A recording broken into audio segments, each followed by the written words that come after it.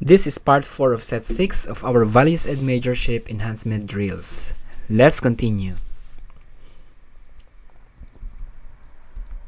Number 61.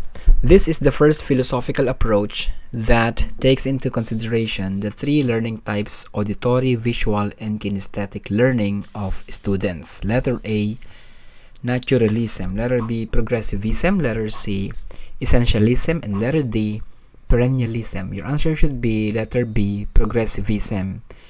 As an educational philosophy, ang progressivism emphasizes active learning, student-centered instruction, and adaptability to different learning styles. So it acknowledges that students learn in various ways like auditory, yung listening, visually, yung seeing, and kinesthetically, yung doing, action. So, and it promotes teaching methods that cater to these differences. So this approach, yung progressivism, is heavily influenced by John Dewey, who advocated experiential learning, where students engage actively rather than passively and absorbing only the information.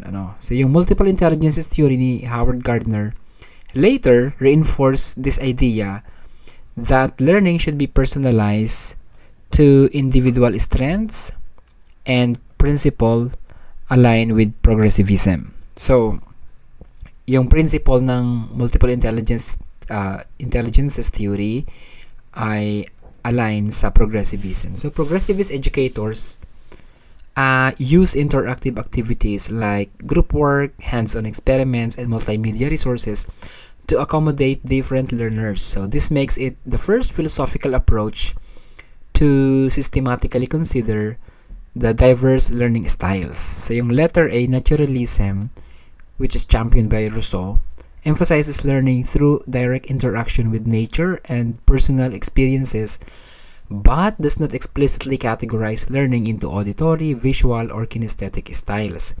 So naturalism focuses more on free exploration and individual development rather than structured differentiated instruction. Yung letter C, essentialism, rooted in traditional education, focuses on a core body of knowledge that all students must learn. So it is teacher-centered, prioritizing discipline, factual knowledge, and structured learning na walang significant emphasis on varied learning styles. So ang essentialist teacher and essentialist instruction usually relies on lecture-based teaching, which does not cater to kinesthetic or highly interactive learners. Yung letter D naman, perennialism, ay nagpo-promote ng timeless truths and classical education, yung everlasting. So, focusing on reasoning, logic, and great works of literature and philosophy. It usually employs a one-size-fits-all method, often disregarding the idea that students have different learning preferences. So, ang mga perennialist na teachers, they emphasize rigorous intellectual training rather than adaptable teaching strategies. So, to conclude, so among these philosophies, yung progressivism stands out as the first to recognize and integrate different learning styles into education. And it aligns with modern cognitive and psychological research on how students absorb and process information, making it the best answer. So number 61 is letter B. Number 62, in a work education class, a teacher observes that 3 children are not working on their projects. They are misbehaving by disturbing other pupils. What should the teacher do?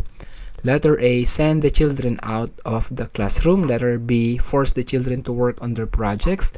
Letter C, find out what is wrong and give needed help. And letter D, assign them with another project. Your answer should be letter C.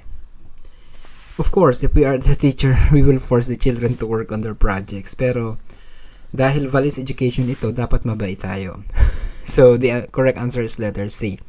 So this approach, yung letter C, aligns with humanistic educational theories such as Carl Rogers' emphasis on understanding a student's individual needs and circumstances. Misbehavior often stems from underlying issues like confusion, frustration, or lack of engagement. So, yung misbehavior, ano lang yan, symptoms.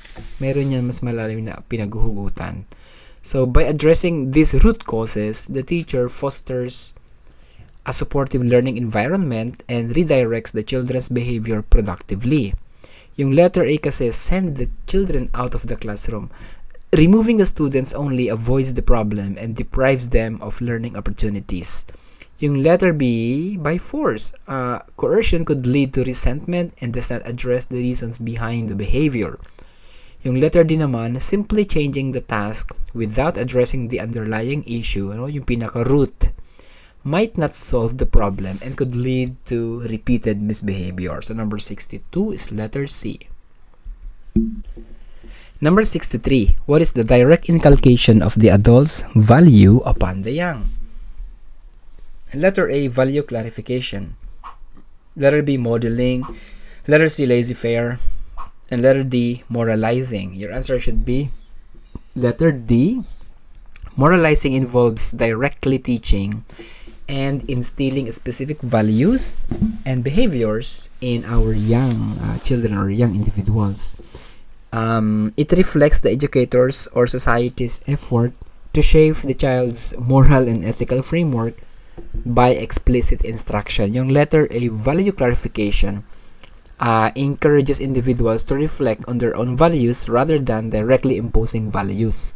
Yung letter B, modeling, this involves teaching values indirectly through behavior rather than direct inculcation. Yung laissez-faire, this implies minimal interference, allowing young individuals to form their own values independently.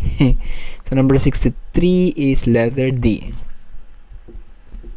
Number 64, which trait means a casual attitude towards time and space that is manifested in the lack of standardization and quality control? Letter A, lack of family orientation.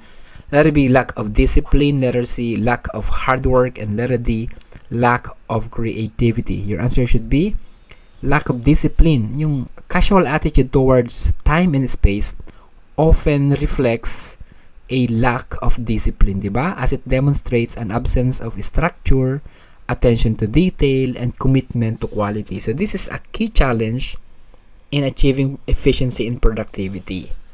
So yung letter A, lack of family orientation, refers to prioritizing individualism over familiar responsibilities, not time management. Yung letter C naman, lack of hard work. Hard work involves effort, but the issue here is about structure and consistency, not effort alone. And yung letter D, lack of creativity, is about innovation and imagination. Well, creativity is about that innovation and imagination, unrelated to time management or quality control. So number 64 is letter D. Number 65, according to Erickson's theory, what value is first developed among children? Letter A, trust. Letter B, self-esteem. Letter C, autonomy. And letter D, courage. Your answer should be letter A, trust. Diba? Trust versus mistrust. So, Erickson's psychosocial development theory identifies trust versus mistrust as the first stage of development from birth to 18 months. Positive experiences during this stage, such as consistent care, help, yung pag-aalaga sa bata, pagiging palaging nandyan, yung presence ng parents. So, they help children develop trust in their parents and the world, yung sa paligid nila. So, yung letter B, self-esteem, this develops in later stages when children begin to accomplish tasks and build confidence. Yung letter C naman, autonomy, this arises in the second stage, yung autonomy versus shame and doubt. Yung letter D naman, courage, is not explicitly identified as the developmental stage in Erickson's theory. So number 65 is letter A. Number 66, this should serve as the guiding spirit of a teacher's behavior. Letter A, active competition. Letter B, nobility of character. Letter C, self-perpetuation or self-preservation. And letter D, promotion of group interest. Your answer should be letter B, nobility of character. A teacher must exhibit this, nobility of character, embodying ethical principles and serving as a moral and professional role model. So this reflects the profession's commitment to integrity and the betterment of society. Diba? Paka-idealist talaga ng tingin sa teachers. Mahirap talaga maging teacher yan kasi you have to practice what you teach. So yung letter A, active competition. Teaching is a collaborative profession, not one driven by competition. Yung letter C naman, self-perpetuation or self-preservation. So it focuses on self-interest which conflicts with the selfless nature of teaching. And letter D, promotion of group interest. While this is important, we acknowledge this is important, it is secondary to personal integrity and ethical behavior. Kaya ang tamang sagot ay letter B, 66 is B. Number 67, the more culture there is in the individual, the more civilized society will be. And the more civilized society is, the more culture it will foster. What does it mean? Letter A, every citizen has the responsibility to the society to make his or her life become better. Letter B, the character each citizen builds for him or herself defines the society or culture that nurtures him or her. Letter C, the culture of the society is shaped only by civilized people. And letter D, culture can only give as much as what individual citizen gives. Your answer should be letter B, the character each citizen builds for himself or herself defines the society or culture that nurtures them. So this statement actually highlights the reciprocal relationship between individual character and societal culture. According to Jean-Jacques Rousseau's philosophy, diba? So this idea emphasizes that society's quality reflects the values and education of its citizens. So yung letter A, responsibility to society. While this is true, it doesn't fully capture the mutual relationship between individual and society. Yung letter C naman, shaped only by civilized people. Well, this excludes the broader influence of society on individual development. Kapag yung civilized people lang, ay yung ano lang, di ba? By civilized people only. So anyway, yung letter D, culture giving back. So this doesn't emphasize individual contributions to societal culture. So the letter A, letter B captures the best answer here. 67 is letter B. Number 68, what kind of a teacher claims the work of others for himself? Letter A, acknowledgement of others' work. Letter B, intellectually dishonest. Letter C, possesses genuine leadership. And letter D, enterprising and ambitious. Your answer should be letter B, intellectually dishonest. Diba? Claiming another's work as one's own is a clear example of intellectual dishonesty, and it violates academic and professional ethics. So don't forget that. So such behavior, yung mga ganong behavior undermines trust and professional integrity. Pag tinignan mo yung letter A, this is the opposite of dishonesty. Yung letter C naman, genuine leadership, involves integrity and crediting others. Yung enterprising and ambitious. Ambition should not involve unethical behavior. So, number 68 is letter B.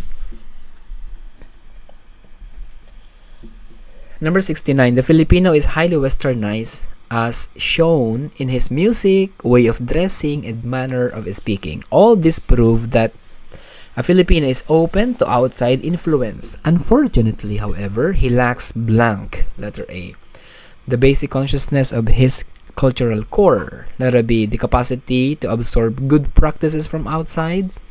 Letter C, genuine appreciation of foreign influence. And letter D, exposure to foreign influence. Your answer should be letter A.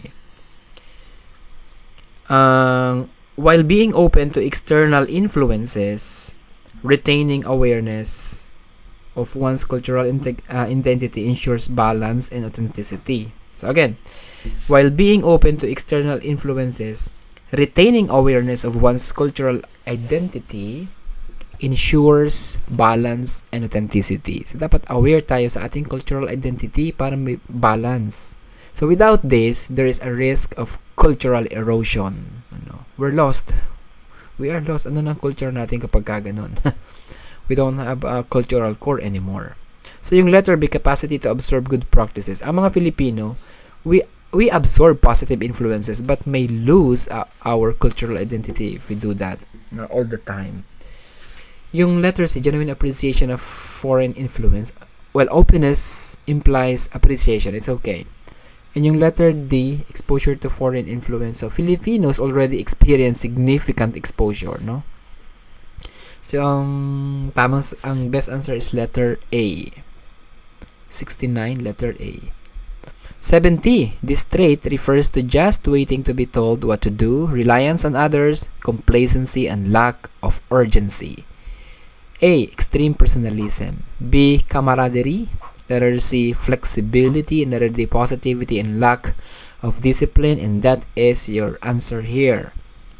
Yung positivity and lack of discipline, this trait reflects complacency and lack of discipline. Characterized by passivity and waiting for instructions rather than taking initiative. Yung letter A, extreme personalism, relates to overvaluing personal relationships and not passivity. Yung camaraderie naman emphasizes teamwork, not complacency. And then yung letter C, flexibility, implies adaptability, not interaction or inaction or reliance. So, flexibility implies adaptability, not inaction or reliance. So, number 70 is letter D. Number 71, this is a writ issue by the court of a competent judge ordering the arrest of a person accused of committing crime. Letter A, subpoena duces tecum. Letter B, search warrant. Letter C, habeas corpus. And letter D, warrant of arrest. So, your answer should be letter D, warrant of arrest. So, ang warrant of arrest ay legal document ito na ini-issue ng judge na nag-authorize sa batas, yung mga enforcers, law enforcers, halimbawa mga police, to detain an individual suspected of committing a crime. So, it ensures due process and protects citizens from arbitrary arrest, aligning with the rule of law and constitutional rights. So, yung letter A, subpoena duces tecum, it compels an individual to provide documents or evidence in court, but it does not authorize an arrest. Yung search warrant naman, letter B, this permits law enforcement to search a specific location, but it does not allow for an arrest. Search warrant lang. Maghahanap sa bahay ng mga droga or ebidensya. Okay, letter C, habeas corpus is a legal recourse to challenge unlawful detention rather than an order for arrest. So, number 71 is letter D. Number 72, this is the right of a person wherein the Constitution guarantees freedom of every person to worship the supernatural being he believes. This is he believes. Letter A, freedom of the press. Letter B, freedom of assembly. Letter C, freedom of religion. And letter D, freedom of speech. Ang tamang sagot ay letter C. Freedom of religion is a fundamental right that allows individuals to practice their faith without interference from the government. This is enshrined in many democratic constitutions, including our Philippine Constitution, sa Article 3, I think Section 5. So, yung freedom of the press relates to the right to publish news and opinions. Yung letter B, freedom of assembly naman, refers to the right to gather peacefully for protest or meeting, yung mga nagrarally. Freedom pala yun. Yung freedom of speech naman protects individuals' rights to express opinions but does not specifically address religious beliefs. Diba? Sabi sa Article 3, Section 5, no law shall be made respecting an establishment of religion or prohibiting the free exercise thereof. The free exercise and enjoyment of religious profession and worship without discrimination or preference shall forever be allowed. So, no religious test shall be required for the exercise of civil or political rights. So, nasa Constitution natin yung freedom of religion, ha? Article 3, Section 5. 72 is letter C. Number 73, which is the right of every citizen to choose his residence and leave it whenever it pleases him, for as long as he does not violate any law.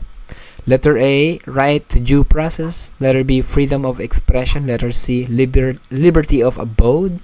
And letter D, right to travel. Hala, anong tamang sagot dito? So, number 73 is letter C, right, liberty of abode. Bakit ito ang tamang sagot? Sabi sa Article 3, Bill of Rights, no? Bill of Rights, Section 6, the liberty of abode and of changing the same within the limits prescribed by law shall not be impaired except upon lawful order of the court. Neither shall be the right to travel be impaired except in the interest of national security, public safety, or public health, as may be provided by law. So, yan yung nasa Article 3, Bill of Rights, Section 6. Yung right to due process, letter A, guarantees fair treatment under the law but is not specifically about movement. Yung freedom of expression protects the right to speak freely, not travel freely. And liberty of abode refers to choosing where to live. And right to travel, it ensures us, Filipino citizens, that we can freely move within the country or live it as long as we don't violate any legal restrictions. So this is protected under the Constitution. So number 73 is letter C. So don't get confused with the right to travel kasi ang first part ng question is the right of every citizen to choose his residence and leave it whenever it pleases him. So baka ang sinagot mo is right to travel kasi may nakalagay sa second part na leave it whenever it pleases him, but the main part of the question is about the residence, choosing the residence and leaving this residence. So that is liberty of abode. 73 is letter C. Number 74, education is a right that every Filipino should enjoy. What then does the government provide in order for us to enjoy this right? Letter A, free primary education. Letter B, free elementary education. Letter C, free elementary and secondary education. And letter D, free tertiary education in state colleges and universities. So, number 74, your answer should be letter C, free elementary and secondary education. So, the Philippine Constitution, Article 14, Section 2, mandates free public elementary and secondary education. So, it ensures access to basic education for all citizens. Yung letter A, free primary education, this is too limited. Kasi yung secondary education is also included sa free. Yung letter B, free elementary education, it does not include the secondary education. So, yung letter D, free tertiary education in state colleges and universities. Well, the Republic Act 10931, yung Universal Access to Quality Tertiary Education Act, approved by former President Rodrigo Duterte noong August 3, 2017, ngayon, already provides free higher education, and that's the constitutional guarantee primarily covers basic education. Sabi sa sa Article 14, Education, Science and Technology, Arts, Culture and Sports section, yung section 2. The state shall establish and maintain a system of free public education in the elementary and high school levels without limiting the natural rights of parents to rear their children. Elementary education is compulsory for all children of school age. So, yun yung basic, yung letter C. Itong letter D kasi, later na lang ito. Pero, the heart is the free elementary and secondary education. 74 is letter C. Number 75, to enable Filipino citizens to exercise their right to quality education, what steps does the state take to ensure the enjoyment of such right? Establish, maintain, and support a blank system of education. Complete, adequate, quality, integrated. So your answer options are here, 1, 2, and 4, 1 and 2, 1, 2, and 3, and letter D, 1, 2, 3, and 4. Your answer should be letter A, 1, 2, and 4. Hindi yan lahat kasi, well, of course, gusto nila ng quality. Complete, adequate, and integrated. Kaya lang, if you look at the Constitution, verbatim yan na nakalagay. Anong sabi doon? According to the Philippine Constitution, Article 14, Section 2.1, sabi doon, the state shall establish, maintain, and support a complete, adequate, and integrated system of education relevant to the needs of the people and society. So, ano na doon? Yang assume na doon yung quality. So, if we consider that verbatim, so the answer is letter A. 75, letter A. Number 76, this aspect is needed in the assessment of attitudes. Letter A, opinions. Letter B, knowledge. Letter C, ideas. And letter D, behavior. Your answer should be letter D, behavior. Attitudes are best assessed through observable behavior. And yung mga observable behavior na yan, they reflect person's values, beliefs, and emotional responses. So this aligns with behavioral psychology, which emphasizes actions over internal thoughts. Yung letter A, opinions, these reflect thoughts but may not translate into behavior. Yung letter B, knowing something does not mean one acts on it. Iba yun, yung alam mo sa ina-apply mo. Yung letter C, ideas, concepts and ideas do not necessarily indicate attitude. So number 76 is letter D. Number 79. Unlike animals, a person is capable of directing himself to his goal. This is called letter A, self-determination, B, self-discipline, C, self-motivation, and letter D, self-introspect. The answer should be letter A, self-determination. Ang self-determination refers to an individual's ability to make choices and pursue goals based on personal agency, personal choice mo. So this aligns with humanist psychology, katulad ni na Carl Rogers and Abraham Maslow, which emphasizes personal growth and autonomy. Yung letter B, self-discipline, refers to control over impulses, not necessarily goal setting. Yung self-motivation naman refers to internal drive, but self-determination includes decision-making. Yung self-introspect, this is the act of self-reflection, not necessarily goal setting. Introspection kasi yan. So number 77 is letter A. Number 78, what are the rights which are conferred to every citizen and protected by the Constitution? Letter A, civil rights. B, natural rights. C, statutory rights. And letter D, constitutional rights. Your answer should be letter D, constitutional rights. Ang constitutional rights are explicitly provided by a nation's constitution and are legally protected. So in the Philippines, these rights are found in the Bill of Rights, Article 3 of the 1987 Constitution. So yung letter A, civil rights, these are specific rights protecting individuals from discrimination but are part of constitutional rights. Yung letter B naman, natural rights, so these are inherent human rights, katulad ng right to life. Kaya lang, they may not be written in Constitution kasi given na siya. Yung letter C, statutory rights, these are rights granted by laws which can be changed, unlike constitutional rights. Yung mga Republic Act, ganon, pwede silang ma-repeal, mabago.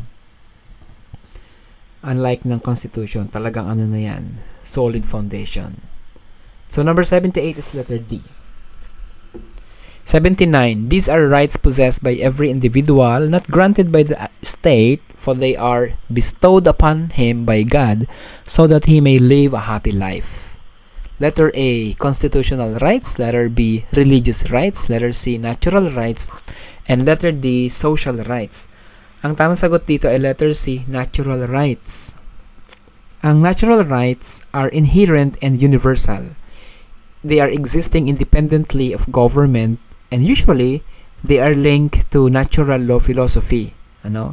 Diniscuss yan halimbawa yung diniscuss ni John Locke yung life, liberty, and prosperity. Yung pursuit of happiness. Yung letter A, constitutional rights, so these are granted and protected by a specific legal framework, while natural rights exist inherently. Yung letter B, religious rights, so these relate specifically to the practice of religion, but are not necessarily universal kasi iba-iba naman kapag iba-ibang country. Iba-iba ang pronouncement ng kanilang rights when it comes to religion. Ang social rights pa pala. So this refer to ang mga social right, they are rights related to societal welfare. Halimbawa, education, healthcare, etc. 79 is letter C.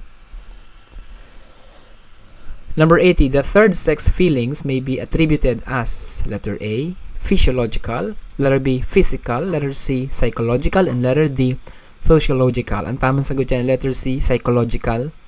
Ang gender identity and sexual orientation are largely understood through psychological and social factors. So, many theories, including those from psychology katulad ni Sigmund Freud, yung gender schema theory, social learning theory, etc. So, they suggest that feelings and identity are shaped by mental and emotional processes. So, psychological siya. Yung letter A, physiological, this refers to bodily functions, but gender identity is more psychological, ha? Yung letter B, physical, so this refers to tangible aspects, whereas gender identity is more internal. Yung letter D naman, sociological, society influences gender roles, but feelings themselves are more psychological. So number 80 is letter C. So that's part 4 of set 6 of our Values and Majorship Enhancement Drills. Let's continue in the next video.